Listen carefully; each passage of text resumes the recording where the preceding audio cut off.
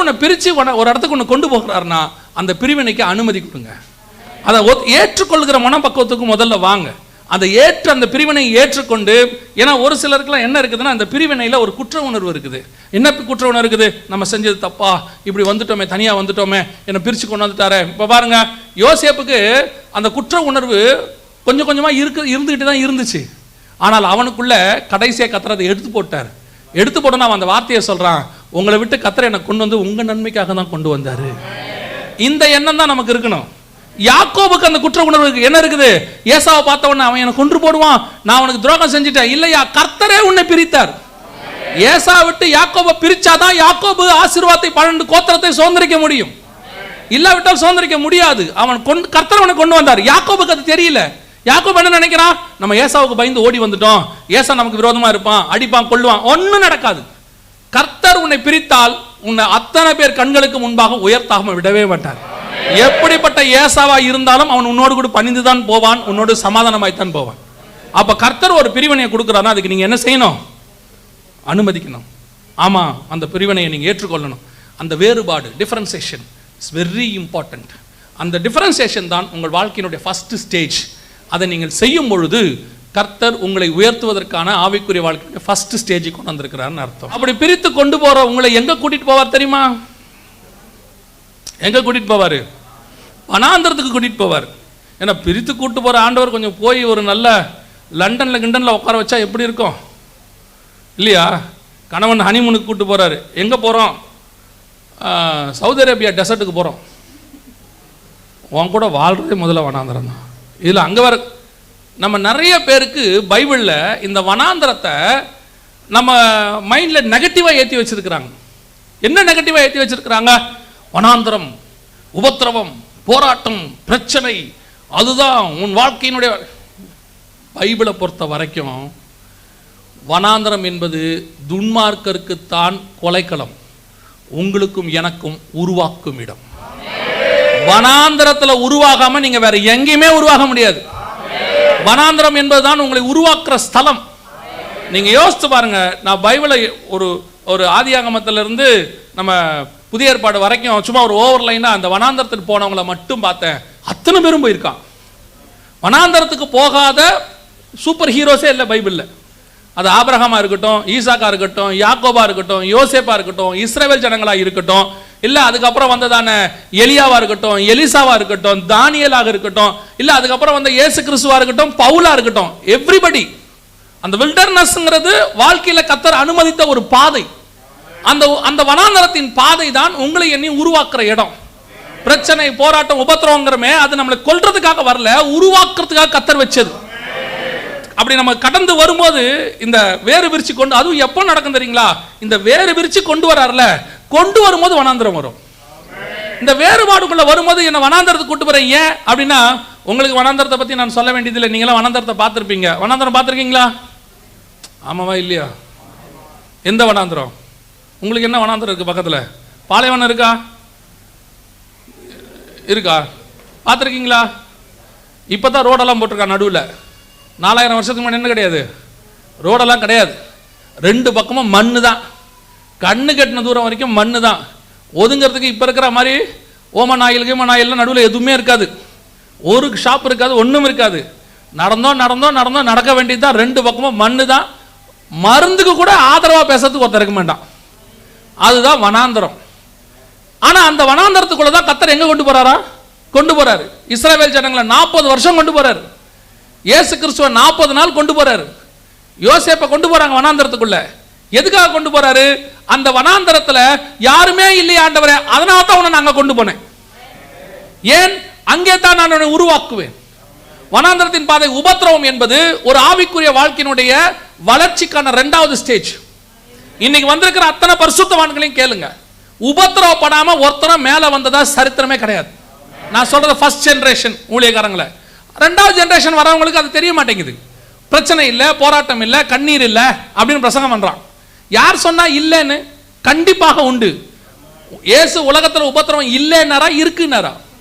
இயேசு உங்களுக்கு உலகத்தில் உபத்திரவம் உண்டு, திடம் கொள்ளுங்கள், நான் உலகத்தை ஜெயித்தேன். உன்னை அந்த பாதையில கொண்டு போவேன். எனக்கு ஆண்டவர் சொல்லி கொடுத்தது ஒன்னே ஒன்று தான். என்னுடைய வாழ்க்கையில் சில வருஷங்களுக்கு முன்பாக வனாந்தரத்தின் பாதை எனக்கும் வந்துச்சு. போராட்டம், பிரச்சனை, ஊழியமே ஒளிஞ்சு போகிறோம், ஒழிக்கணும் அப்படின்னு சொல்லி எல்லாரும் முடிவு பண்ணி சிலர்லாம் கிரியை செஞ்சாங்க.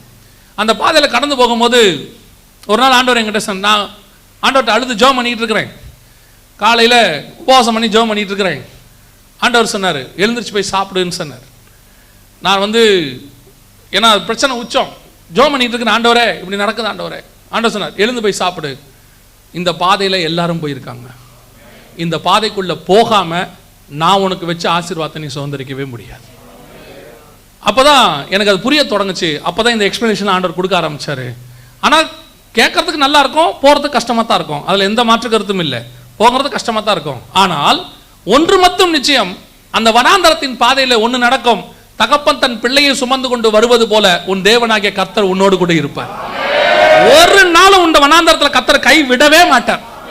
ஒவ்வொரு நிமிஷமும் இன்னும் சொல்லுவேன், அந்த பாதையில் நான் கடந்து போகும்போது இப்படி எல்லாம் கர்த்தர் பேசுவாரான்னு எனக்கு தோணும். ஏன் தெரியுமா? 5 நிமிஷத்துக்கு ஒரு தடவை அவிசுவாசப்படுவேன், 4 நிமிஷத்துக்கு 3 நிமிஷத்துக்கு ஒரு தடவை பயப்படுவேன். ஆண்டவரே இப்படி நடக்குது. 3 நிமிஷத்துக்கு ஒரு தடவை கர்த்தர் பேசுவார், 5 நிமிஷத்துக்கு ஒரு தடவை கர்த்தர் பேசுவார். நீ பயப்படாத, நான் உன் கூட இருக்கிறேன். ஒரு நாள் கர்த்தர் பண்ண ஒரு காரியத்தை நினைச்சு இன்னை வரைக்கும் நான் எனக்கு சொல்லும் போதே ஒரு மாதிரி ஆயிரும். என்ன தெரியுமா? நான் ரொம்ப பயந்து போய் உட்காந்துருக்கேன். ஆண்டவரே எல்லாம் இப்படி ஆயிடுச்சே, இப்படி பண்ணிட்டாங்களேன்னு. திடீர்னு ஒரு ஊழியக்காரர் ஒரு வாட்ஸ்அப்பில் ஒன்று அனுப்பி விடுறாரு எனக்கு. என்ன அனுப்பி விடுறாரு தெரியுமா? ஆதி ஆகமத்திலிருந்து வெளிப்படுத்தின விசேஷம் வரைக்கும் பயப்படாதேன்ற வசனம் எங்கெங்கெல்லாம் இருக்குதோ மொத்தத்தையும் எடுத்து ஒரே சார்ட்டா போட்டு அனுப்புறாரு.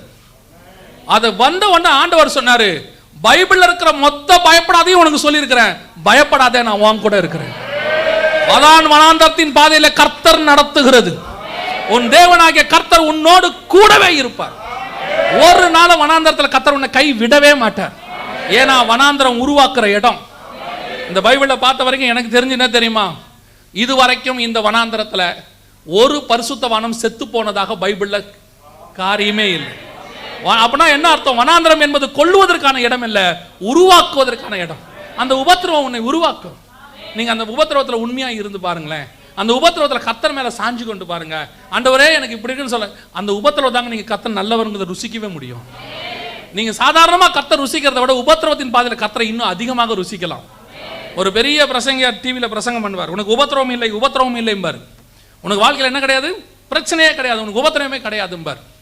ஒரு நாள் இந்த பிரசங்கம் பண்ற அவருக்கு அவருடைய அப்பா, அவரும் ஊழியக்காரன், அவருக்கு ஒரு மூத்த ஊழியர், 80 வயசு உள்ள ஊழியர் ஃபோன் பண்ணி கேட்டாராம், ஏன்பா டிவியில் உன் பையன் உபத்திரவம் இல்லை உபத்திரவம் இல்லைங்கிறானே ஊழியங்களில், உண்மையிலே ஊழியத்தில் உபத்திரவம் கிடையாதாப்பா அப்படின்னு கேட்டாராம். யாரு? பிரசங்கம் பண்றவருடைய அப்பாவுக்கு.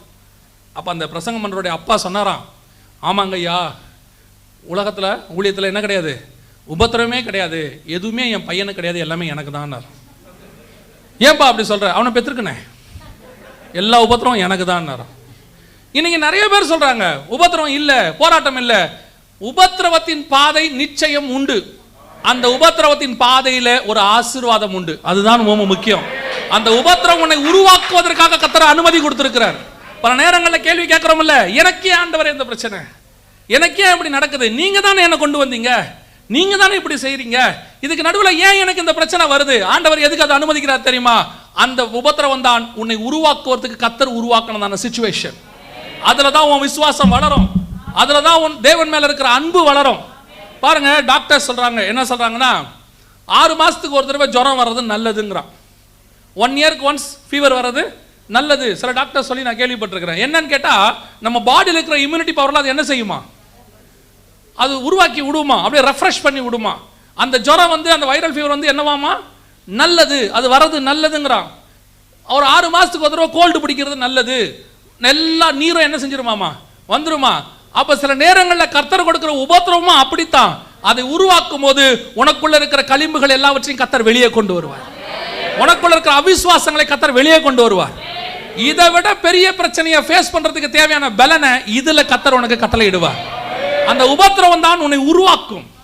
எவ்வளவு பிரச்சனை வந்தாலும், எத்தனை பரிசுத்தவான்கள் நெருப்புல தூக்கி போட்டாலும் அவனுக்கு ஒரு தைரியம் இருந்துச்சு பாருங்க. அவனுக்கு தெரியும், நீ என்னை கொன்று போட்டாலும் சரி, கர்த்தர் என்னை காப்பாற்ற வல்லமை உள்ளவராக இருக்கிறார். சிங்கக்கபில தூக்கி போட்டாலும் சரி, கர்த்தர் என்னை காப்பாற்றுவதற்கு வல்லமையுள்ளவராய் இருக்கிறார். அந்த வனாந்தரம் தான் ஆசீர்வாதத்துக்கான முதன ஸ்டேஜ். யோசித்து பாருங்க, பைபிள்ல வனாந்தரத்துக்குள்ள போன யாராவது ஆசீர்வாதம் இல்லாம இருக்கிறாங்களா? அத்தனை பேரையும் கர்த்தர் என்ன பண்ணியிருக்கிறாரு? ஆசீர்வதிச்சிருக்காரு. யோசேப்பா இருக்கட்டும், எகிப்துக்கு பிரதமர் ஆக்கி விட்டுருவார். தானியேலா இருக்கட்டும், பெரியாள் ஆக்கி விட்டுருவார். ஷாத்ராக் மேஷாக் ஆபேத்நேகோ கவர்னர் ஆக்கி விட்டுருவார். அத்தனை பேரையும் உருவாக்கி விட்டுருவார். அப்ப இந்த உபத்திரவத்தில் கர்த்தர் உன்னை கொண்டு போய்கிட்டு இருக்கிறாரா? அந்த பாதை எதுக்கு தெரியுமா? வரப்போகிற மிகப்பெரிய ஆசீர்வாதத்துக்கு கர்த்தர் உன்னை நடத்தி கொண்டு போய்கிட்டு இருக்கிறார். அந்த பாதை எந்த பாதைனா, கர்த்தர் உனக்கு வச்சிருக்கிற மிகப்பெரிய ஆசீர்வாதத்தின் பாதை. அதுதான் உன்னை கொண்டு போகும். அப்ப அந்த உபத்திரவத்தில் இருக்கிறவங்க ஒரு நாளும் என்ன செய்யாதீங்க? முறுமுறுக்காதீங்க.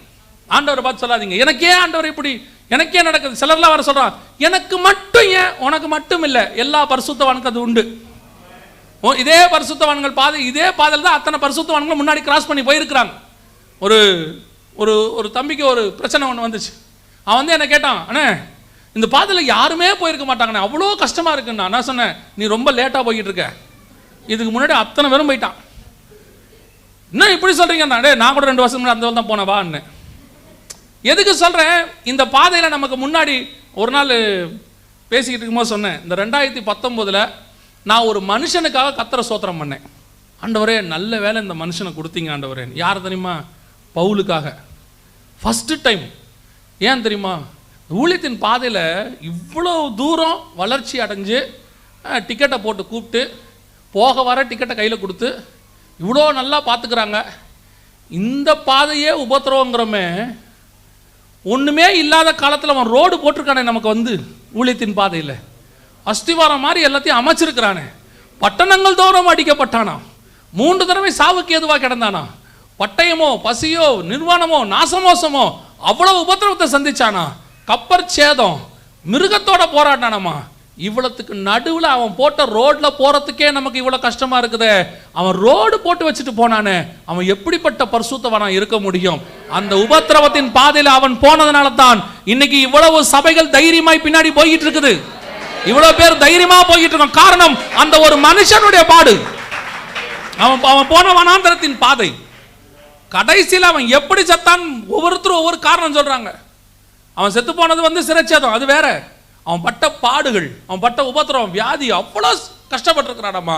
நான் 2019 ஒரு நாள் உட்காந்து அவனுக்காக சோத்திரமா, நான் நல்ல வேலை ஆண்டவரை எனக்கு பவுலை கொடுத்தீங்க எங்களுக்கெல்லாம். அந்த ஒரு பயம் இல்லாமல் எங்களை நம்பி கொடுத்துருந்தீங்கன்னா கிறிஸ்தவமே இருந்திருக்காது. நம்மெல்லாம் இன்னும் ஒரு யோசித்து பாருங்க, இவ்வளோ நிருபத்தை நம்ம கையில் கொடுத்துருந்தா காப்பிரைட் வாங்கிட்டு ஒரு பையனும் கொடுத்துருக்க மாட்டோம். ஆமா தானே? நம்ம கையில் மட்டும் இவ்வளோ லெட்டரை கொடுத்துருந்தோம்னா, இது எந்து கர்த்தர் எனக்கு பிரத்யேகமாக கொடுத்தது, அதை யூஸ் பண்ண உங்களுக்கு எந்த அதிகாரமும் கிடையாது. உங்க மேல கோர்ட்ல கேஸ் போடுவோமா? அவன் மொத்தத்தையும் எழுதி கையில கொடுத்துட்டு இன்னைக்கு இதை வச்சு பாட்டு எழுதிட்டு காப்பிரைட் வாங்குறான். இதுல கேட்டா சொல்றான், அது ஏன் பாட்டு? அப்ப அதுல யூஸ் பண்ணிருக்க வசனம் யாருது? பவுல் காப்பிரைட் வாங்கினா என்ன ஆகும்? தாவீது காப்பிரைட் வாங்கினா என்ன ஆகும்? அத்தனை வயலும் செத்தான். இயேசு கிறிஸ்து இலவசமா கொடுத்துருக்கிறாரு. நாம அதுல நல்லா ஜாலியா மேல ரோடு போட்டு போயிட்டு இருக்கிறோம். யோசித்து பாருங்க, ஒரு மனுஷனுடைய உபத்திரவம் 2000 வருஷம் சபையை நடத்துவதற்கு பிரயோஜனப்பட்டிருக்கிறது. அதே மாதிரி தான் உன்னுடைய உபத்திரவம் இன்னும் பின்னாடி வரப்போகிற அநேகருக்கு ஆசீர்வாதமாக இருக்க போகுது. கர்த்தர் உன்னை உபத்திரவத்தில் நடத்துறாருன்னா இது உனக்காக மட்டும் இல்லை, உன் சந்ததிக்காக மாத்திரமல்ல, உனக்கு பின்னால் வரப்போகிற ஒரு மிகப்பெரிய சந்ததிக்கு கர்த்தர் உன்னை ஆசீர்வாதமாக வச்சிருக்கிறார். இந்த வனாந்தரத்தின் பாதையில் போகும்போது கர்த்தர் ஒரே ஒரு காரியம் சொன்னார். அதை நான் சொல்லிட்டு நான் அடுத்த பாயிண்ட்டுக்கு போயிடுறேன். கவனிங்க, இந்த வனாந்தரத்தின் பாதையில் போகும்போது மட்டும் ஒரு நாள் ஆண்டவர் சொன்னார், படிச்சுக்கிட்டு இருக்கும்போது, வனாந்தரத்திற்கு இஸ்மவேல் போகிறான். இஸ்மவேல் வந்துட்டு சாகிற நிலைமையில் இருக்கிறான். வேதம் சொல்லுது, கர்த்தர் பிள்ளையினுடைய சத்தத்தை கேட்டார், நீரூற்றை உண்டு பண்ணினார். லகாய்ரோயி நம்ம எல்லாருக்கும் தெரியும். அது சொல்லிட்டு ஆண்டவர் சொல்கிறாரு, இஸ்மவேல் யார் தெரியுமா? ஒரு துஷ்ட மனுஷன். 16ஆம் அதிகாரம் சொல்லுது, ஆதியாகமம், அவன் யாரு? ஒரு துஷ்ட மனுஷன். அவன் கை எல்லோருக்கும் விரோதமாக, எல்லோருடைய கை அவனுக்கு விரோதமாக இருக்கும். அந்த வனாந்தரத்தில் ஒரு துஷ்ட மனுஷனுடைய சத்தத்தை கேட்டு அவனையே சாக விடாம நான் காப்பாற்றுவேன்னா, என் ரத்தத்தால கழுவப்பட்ட பரிசுத்தவான்கள் நீதிமானாகிய உங்களையும் என்னையும் நான் எப்படி சாக கொடுப்பேன்? எப்படி ஆண்டவர் சாக கொடுப்பாரு? அவருக்கு நல்லா தெரியும் ஒரு துஷ்ட மனுஷன், அவன் எல்லாருக்கும் விரோதமா நிக்க போறான்றது அவருக்கு தெரியும். ஆனால் அவன் சத்தத்தையே வனாந்தரத்தில் கேட்ட தேவன் உன் சத்தத்தை வனாந்தரத்துல கேட்காமையா போயிருவாரு. நீ ஒருவேளை நினைச்சுக்கிட்டு இருக்கிற, நான் ரூமுக்குள்ள அழுவது யாருக்கு தெரியும், என் உபத்திரவம் யாருக்கு தெரியும், ஐயோ நான் படுற கஷ்டம் யாருக்கு தெரியும், ஒருத்தருக்கு தெரியாது, வெளியே சொன்னா கூட அசிங்கம்னு சொல்லி அழுவுற. கர்த்தர் சொல்றாரு, உன்னுடைய ரூமுக்குள்ள நீ அழுகிற சிந்துகிற கண்ணீர் அத்தனையும் நான் கேட்டிருக்கிறேன். இந்த வனாந்தரம் ஒரு நாளும் உன்னை கொன்று போடாது, உன்னை வாழ வைக்க போகிறது, உன்னை ஆசீர்வதிக்க போகிறது. வருகிற நாட்களிலே உன் மூலமாய் கர்த்தர் அநேகரை ஆசீர்வதிப்பார். அதுதான் வனாந்தரம்.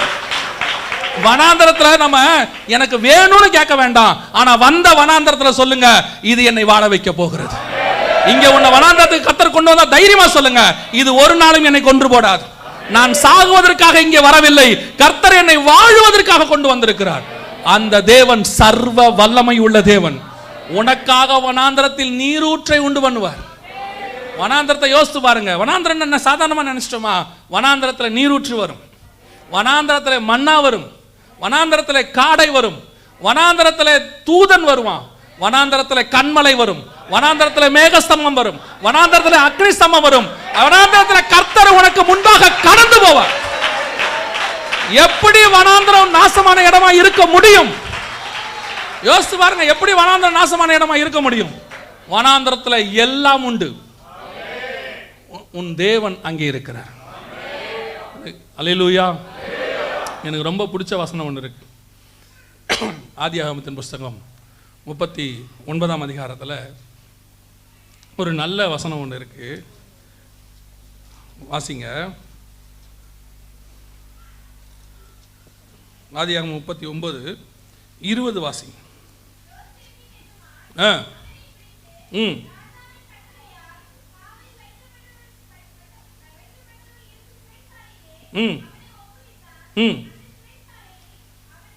அந்த சிறைச்சாலையில் அடுத்து வாசிங்க. அப்போ கர்த்தர் எங்க இருக்கிறாரு? யோசேப்பு எங்க இருக்கிறான்? அப்ப கர்த்தர் எங்க இருக்கிறாரு? நீ ஜெயில உன்னை வச்சுட்டு கர்த்தர் அவர் ஜாலியா அரண்மனையில் இல்லையா? உன்னை வனாந்தரத்தில் வச்சா கர்த்தர் உன் கூட அதே வனாந்தரத்தில் இருக்கிறார். உன்னை ஜெயில வச்சா கர்த்தர் உன் ஜெயில உன் கூட இருக்கிறார். உன் தேவனாகிய கர்த்தர் உன்னோடு கூடவே இருக்கிறார்.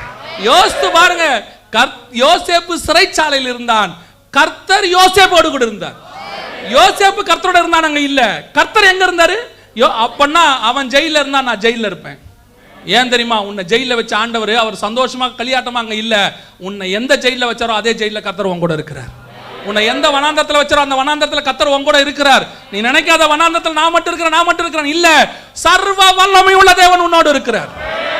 சர்வ வல்லமை உள்ள தேவன். He never let you alone. ஒரு நாளும் உன்னை அவர் தனித்து விடுகிறது இல்லை. வனாந்தரத்தின் பாதைக்குள்ள அத்தனை பரிசுத்தவனை கிராஸ் பண்ணியிருக்கிறான். ஒருவேளை நீ அப்படி போயிட்டு இருக்கிறியா? கர்த்தர் உனக்கு கொடுக்கிறாரு. வருகிற நாட்கள் உனக்கு ஆசீர்வாதமான நாட்கள், இது உயர்த்த போகிற நாட்கள். உனக்கு என்ன ஆசீர்வாதத்தை வச்சாரோ அதை சுதந்திரிக்கிற நாட்கள் வரப்போகுது. அதுக்கு தான் கர்த்தர் உன்னை வனாந்தரத்தின் பாதையில் கொண்டு போறார். அதுக்கு தான் நீ இப்ப கிராஸ் பண்ணி போயிட்டு இருக்கிற. ஒருவேளை உன்னை கர்த்தர் வேறு விரிச்சு கொண்டாந்துருக்கலாம். ஒரு வனாந்தரத்துக்குள்ள கொண்டாந்து, ஆண்டவரே இவ்வளோ வேறு விரிச்சு எல்லாரும் விட்டு கொண்டாந்து இங்க கொண்டாந்து இந்த வனாந்தரத்தில் வச்சிருக்கிறீங்களே. ஆமாப்பா, இங்க வச்சாதான்ப்பா நீ ராஜாவா மாற முடியும், இங்க வச்சாதான்ப்பா நீ உயர்த்தப்பட முடியும். இதுதான்ப்பா உயர்த்துகிற ஸ்தானம்.